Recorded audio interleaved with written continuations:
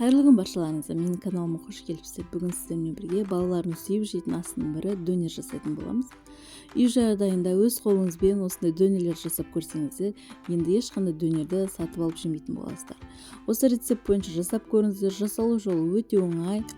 Соңына дейін қараңыздар. Ең бірінші салмасын дайындап алатын боламыз. Салмасына мен осындай капуста қолданамын. Капустаны майдалап турап алып, ішіне тұз бен қарабауз салып, жақсылап араластырып алдым. Және сәбіз салат керек, қызанақ пен бәдірен, және қайнатылған ет пен колбаса керек болады. Әркім өз қалауынша өзіңіз ұнайтын салмалар қолдансаңыздар болады. Және мен осы дайын лавашқа жасайтын боламын. Ең алдымен колбасаны алып, ұзынша етіп турап аламыз. Біздің балалар колбасамен болған жақсы көреді дөнердің, сол себепті балаларға арнап осы колбасаны қосамын. Және өзімізге осында қайнатылған ет. Етімізді алдын ала тұзды суда қайнатып аламыз. Сіздер өз қалауларыңызша тауық етімен де жасасаңыздар болады.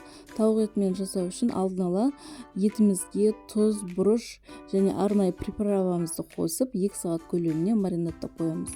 Сол кезде тауық еті жұп-жұмсақ әдемі болып пісетін болады. Осылайша барлығын ұзынша етіп турап аламыз.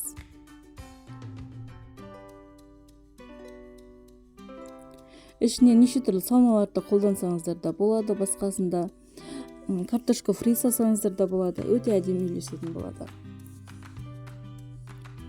Бәдіренімізді және помидорымызды да ұзынша етіп турап аламыз.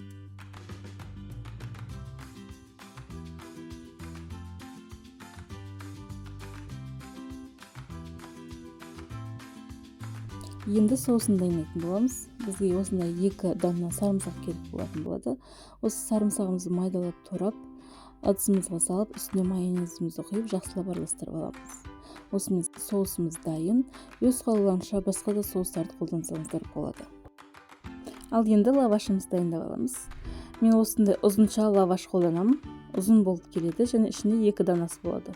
Енді ортасына бөліп шығамыз. Сонда әрқайсынан 2 данадан 4 дана болып шығады. Енді лаваштың үстіне соусын жағып шығамыз, ортаңа бөліне жабамыз. Және осы жерімізге сәбіз салатымызды, үстіне капуста салатымызды қойып шығамыз.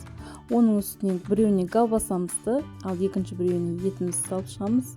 Және қызанағымыз бен огурцымызды салып, екі шетінен жақсылап орап шығатын боламыз. Сыртына шығарып кетпейтіндей осылай ораймыз. Оралған жерін, яғни ең шетін астына қаратып қоямыз. Қызып тұрған тапамыздың үстіне дөнерлерімізді қойып, кішкене екі шеттерін қызартып шығатын боламыз. Тапамыздың үстіне ешқандай май жағудың қажет жоқ. Осында құрғақ тапаға істеп шығатын боламыз. Сіздерде гриль сковородка болатын болса, сонымен істеп шықсаңыздар да болады. Бұл кезде әдемі көрінетін болады. Осылайша бір жақ қызарғаннан кейін екінші жағын аударып, екінші жағын қызаратын боламыз. Өз қалауларыңызша қатты қызарсаңыздар да болады. Сырты қытырлақ әдемі болып шығады. Мінекей біздің өте дәмді болып шығатын тойымды дөнерлеріміз дайын. Бағасы да өте арзан болып шығады. Бүкіл отбасына жетеді. Балаларға өте қатты ұнайтын дөнерлердің бірі. Осы рецепт бойынша жасап көріңіздер. Соңына дейін көргендеріңізге көп рахмет. Менің каналыма жазылмаған болсаңыз, мені қолдап жазылып кетіңіздер.